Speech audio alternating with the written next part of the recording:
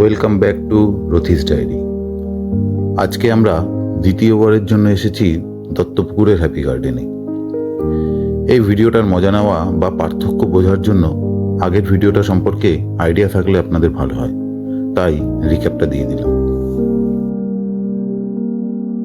শীতকাল মানেই পিকনিক। হ্যাঁ, শীতকাল মানেই পিকনিক। মানে ওই দিকে যেতে হবে। চলো তাহলে আমরা শুরু করছি। কোথায় জানো আমরা যাচ্ছি? আলপুকুর।